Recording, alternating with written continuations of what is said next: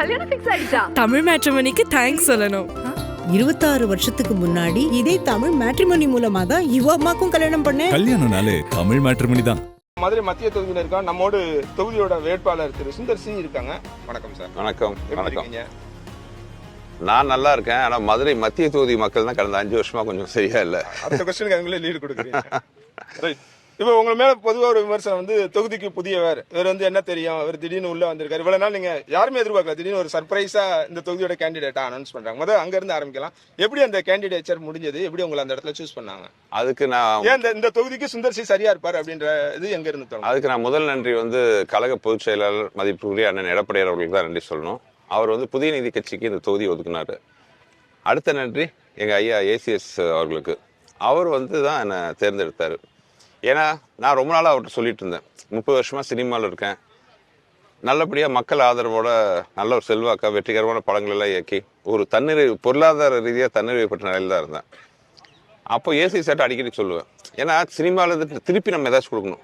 நம்ம இந்த அளவுக்கு வளர காரணமான மக்களுக்கு நம்ம திருப்பி ஏதாச்சும் பண்ணணும். தனி மனிதனாக பண்ணுறத விட ஒரு அதிகாரத்தோட பண்ணால் போது நம்மளோட ரீச் அதிகமாக இருக்கும். ஸோ அது அடிக்கடி நான் சொல்லிட்டு இருப்பேன், ஏதாச்சும் ஒரு வகையில் நான் வந்து பொது வாழ்க்கையில் மக்களுக்கு திருப்பி கொடுக்கணுன்ட்டு. சரியா இந்த சந்தர்ப்பம் வந்துச்சு, ஐயாவும் கேட்டாரு, ரொம்ப சந்தோஷமா களத்தில் இறங்கிட்டேன். இல்ல இந்த தொகுதிக்கு நீங்க வேட்பாளர் அப்படின்றது உங்களுக்கு ஏற்கனவே ஒரு ஆசை இது இல்ல? பொதுவா அரசியலுக்குள்ள நீங்க என்ட்ரி அப்படி அரசியல் இல்லை, நல்லது பண்ணுங்கிற ஒரு எண்ணம் இருந்துச்சு. ஸோ அதுக்கு இது ஒரு நல்ல ஒரு களமா எனக்கு பட்டுச்சு. அதுவும் மதுரை மத்திய தொகுதிக்கும் போது அதில் இருக்கிற குறைகள் எல்லாத்துக்குமே தெரியும். ஸோ அது ஒரு எனக்கு ஒரு நல்ல சந்தர்ப்பம் அமைச்சது. இல்ல தொகுதியோட உங்களை எப்படி நீங்க தொடர்புபடுத்திக்கிறீங்க? இப்ப நிறைய தமிழ்நாடுல நிறைய தொகுதிகள் இருக்கு, மதுரை மத்தி அப்படின்றது ஏன் செலக்ட் ஆகணும்? அந்த தொகுதியோட உங்களை எப்படி நீங்க இல்ல, அது ஏற்கனவே சொல்லிட்டேன். எனக்கு வந்து எடப்பாடி ஐயா ஒதுக்கின தொகுதி, ஏசிஎஸ் ஐயா மூலமா எனக்கு வந்த தொகுதி. ஆனா சொல்ல போனா நான் ஒரு என்னோட பூர்வீகம் பார்த்தீங்கன்னா முதல்ல ஒருங்கிணைந்த மதுரை மாவட்டத்தில் இருந்த பழனி தான் என்னோட பூர்வீகம். ஆனா அதை சொல்லி நான் ஓட்டு கேட்கல. ஏன்னா இந்த காலத்துல வந்து ஒரு அவுட் சைடு ட்ராக் என்னை வச்சு குறை சொல்றதுக்கு ஒரு நேம் தான் சொல்லுவாங்க, ஒரு அவுட் சைடர் இருப்பாங்க. எல்லாம் யாரு தான் அவுட் சைடர் இல்லை, நல்லது பண்ண நினைச்சா எல்லாம் யார் வேணாலும் இங்கே வேணாலும் நிற்கலாம். புரட்சித் தலைவர் எத்தனையோ தொகுதியில் நின்னாரு, ஏன் கலைஞர் கருணாநிதி அவர்களே எத்தனையோ தொகுதியில் நின்னாரு, ஏன் இப்போ திமுக கூட்டணியிலேயே எத்தனையோ பேர் இருக்கு. இப்போ தம்பி விஜய் பிரபாகரன் இருக்காரு, அவருக்கு விருதுநகரில் நிற்காரு. இங்கே என்ன வந்து குறை சொன்னாங்களே அவுட் சைடு கனிமொழி அக்கா, அவங்களே வந்து தூத்துக்குடியில் தான் நின்றுருக்காங்க. ஸோ தமிழ்நாட்டில் தமிழை எங்கே வேணாலும் நிற்கலாம், நல்லது பண்றோமா அதுதான் முக்கியம். இப்போ நீங்க சொன்ன குறிப்பிட்ட எல்லாருமே வந்து வேற வேற தொகுதிகளில் அரசியலில் நிறைய இடங்களில் களம் பார்த்துருக்காங்க. அப்படிங்கும்போது மாறும்போது அது தனியா தெரியல. இப்ப நீங்க வந்து முதல் முறையா வரைஞ்ச வந்தனுமே இங்க வரைஞ்ச அப்படின்றதுனால அந்த கேள்விகள்லாம் வந்தது. நான் ஒன்னே சொல்றேங்க, நான் வெளிநாட்டுல இருந்தெல்லாம் வரல, நான் வந்து தமிழ்நாட்டுல இருந்து தான் வரேன். வெளிநாட்டுல 30 வருஷம் இருந்துட்டு டக்குன்னு வந்து நான் எலெக்ஷன்லாம் நிக்கல. நான் தமிழ்நாட்டில் இங்கே இருக்கிற சென்னையில் இருந்திருக்கேன், மதுரையில் பொழைச்சிருக்கேன், எத்தனையோ வேலை வந்து தமிழ்நாட்டில் தான் இருந்திருக்கேன். ஸோ அதனால் என்ன வெளியூர்காரன்னு டேக் சொல்கிறதெல்லாம் ரொம்ப பழமையான வாதம். அது உலகமே சுருங்கி போன இந்த காலத்தில் வந்து இப்போ தேனி பொண்ணு ஒருத்தவங்க வந்து அமெரிக்காவில் மேயர் எலெக்ஷன் நிற்கிறாங்க. ஸோ அந்த அளவுக்கு வந்து உலகம் வந்து சுருங்கிருச்சு, தகவல் தொலைத்தொடர்பு எல்லா வசதியும் மாறிடுச்சு. இது சென்னையிலேருந்து மதுரை 30-45 நிமிஷம் தான். ஸோ இது வந்து அவுட் சைடு டேக்லாம் ரொம்ப பழமையான வாதம். அந்த வாதத்தை வந்து மதுரை மக்கள் தொடச்சி எரிஞ்சிட்டாங்க. மதுரை மாவட்டத்தை பத்தின உங்களோட அண்டர்ஸ்டாண்டிங், இப்ப நீங்க கிட்டத்தட்ட ஒரு 10-20 நாட்களாக நீங்க களத்துல இருக்கீங்க. ஒட்டுமொத்த மதுரை மாவட்டம் மொத்தமாக சொல்லலாம், முக்கியமா மதுரை மத்திய தொகுதி பத்தி சொல்லலாம். கடந்த 5 வருஷத்துல எந்த வித நலத்திட்ட உதவியும் நடக்கல, எல்லாருக்கும் தெரிஞ்ச விஷயம். இது வந்து நான் வந்து இதை நான் சொன்னா வந்து எதிர்கட்சி வேட்பாளர் வந்து அறியாமைங்கிறார். 30 வருஷமா சொந்த கால நின்று உழைச்சி ஜெயிச்சு வந்திருக்கேன் நான். எனக்கு விஷயம் தெரியாதா? நான் இந்த ஒரு குடும்ப பரம்பரையோட பேர்ல நான் ஜெயிக்கல, நான் என் சொந்த காலில் குட்டிக்காரனை போட்டு கஷ்டப்பட்டு தான் ஜெயிச்சிருக்கேன். ஸோ எனக்கு என்ன விஷயம் தெரியாதா? எனக்கு விஷயம் தெரிய வேண்டாம். மதுரையில் இருக்கிற சின்ன குழந்தைக்கு கூட ஒரு ரோட்டில் நடக்கும்போது மதுரை எந்த நிலைமையில் இருக்குன்னு தெரிய வரும். எங்கே பார்த்தாலும் குண்டு குழியுமா சாலை, அதுவும் இந்த கழிவுநீர் பிரச்சனை பெரிய பிரச்சனையாக இருக்குது.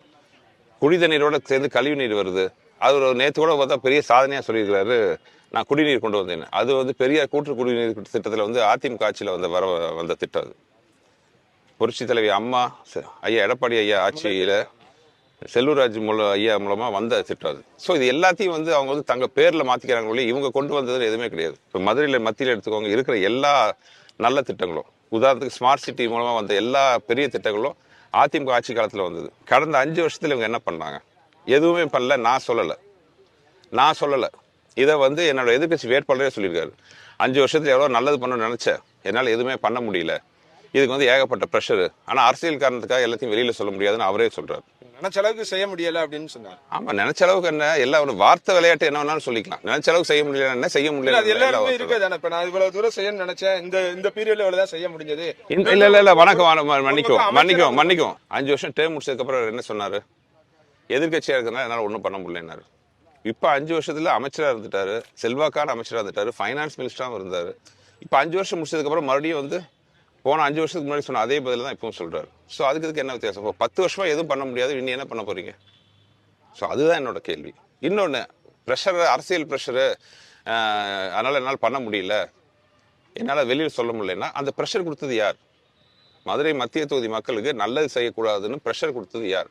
அதை சொல்லணும். இல்லை மக்கள் பிரதிநிதி அரசியல் காரணத்துக்காக சொல்ல முடியலைங்கிறார். இதை சொல்லணும். ஏன்னா நீங்கள் மக்கள் பிரதிநிதி. எப்போ நீங்கள் வந்து ஒரு ஓப்பன் ஸ்டேஜுக்கு வந்துட்டீங்களோ அங்கே நீங்கள் பதில் சொல்ல கடமைப்பட்டவர். அதான். இப்போ நீங்கள் வரீங்க, நீங்கள் இங்கே என்னெல்லாம் செய்வீங்கன்னு நினைக்கிறீங்க? என்னெல்லாம் செய்ய முடியும் சார்? முதல்ல என்னென்ன இஷ்யூஸ் இருக்குன்னு நீங்கள் அட்ரஸ் சார், மதுரையில் மத்திய தொகுதியில் நான் முக்கியமான ஒரு விஷயம் என்னென்னா, இங்கே இருக்கிற மக்கள் வந்து பெரிய ஒரு வேண்டுதல்லாம் அவங்கள்ட்ட கேட்கல.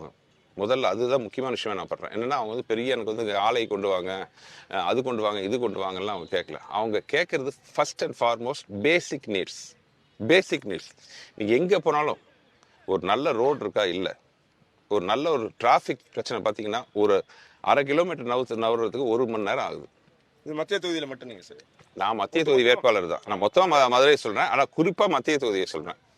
சாலைகள்லாம் குண்டு குழியும், அப்புறம் கழிவுநீர் பிரச்சனை, அப்புறம் சுகாதாரங்கிறது சுத்தமாக கிடையாது. உங்களுக்கே தெரியும், போன வருஷம் ஒரு அமைப்பு இந்தியாவின் தலை சிறந்த குப்பை நகரத்தில், தலை சிறந்த இல்லை, ரொம்ப மோசமான குப்பை நகரங்களில் மதுரை ஒன்றா செலக்ட் ஆகிருக்கு. வைகை நதி பாருங்கள், எவ்வளோ ஒரு ட்ரெடிஷன், ஒரு புனிதமான நதி. அது பார்த்தீங்கன்னா அது சாக்கடை மாதிரி மாறிட்டு இருக்கு. எங்கே பார்த்தாலும் ஆகாய தாமரைலாம் ரிமூவ் பண்ணுறதுல என்ன சார் பெரிய விஷயமா? எவ்வளோ கிரவுண்ட் வாட்டர்லாம் சேரும். எங்கே பார்த்தாலும் வைகை ஆறு ஃபுல்லாக பார்த்தீங்கன்னா ஆகாய தாமரையாக இருக்குது. அது எத்தனை கெடுதல் எழுத்துக்கு. இந்த மாதிரி இதெல்லாம் சாதாரண வந்து அரசாங்கத்தில் வந்து தாசில்தார் லெவலே இது வந்து சரி பண்ணக்கூடிய விஷயங்கள்லாம் கூட வந்து சரியாகாமல் இங்கே இருக்குது. அதுக்கு மேலே வந்து மதுரையில் மாநகராட்சி ஊழல். அந்த மாநகராட்சி மேயராக இருந்தது யாரோட ஆள் உங்களுக்கே தெரியும். அவரோட பிஏ, இந்த நம்ம இப்போ கரண்ட் எம்எல்ஏ, கரண்ட் மினிஸ்டரோட பிஏ தான் வந்து ஊழல் வழக்கில் சிக்கி உள்ளே போயிருக்காங்க. இந்த மாதிரி எவ்வளோ குற்றங்கள், எத்தனையோ பிரச்சனைகள் எல்லாம் இருக்குது. ஸோ இவங்க எல்லாம் இதை மறைக்கிறதுக்கு என்கிட்ட எதிராக சொல்கிற ஒரே ஒரு வார்த்தை என்ன, நான் அவுட் சைடுங்கிறது. நல்லது போல யார் நிற்கிறாங்களோ அவங்களுக்கு ஓட்டு போட்டு மதுரை மக்கள், மத்திய தொகுதி மக்கள் தேர்ந்தெடுப்பாங்க நம்பிக்கை எனக்கு இருக்கு. தமிழ் மேட்ரிமோனிக்கு தேங்க்ஸ் சொல்லணும். 26 வருஷத்துக்கு முன்னாடி இதே தமிழ் மேட்ரிமோனி மூலமா தான் இவ அம்மாக்கும் கல்யாணம் பண்ணேன். கல்யாணம்னாலே தமிழ் மேட்ரிமோனி தான்.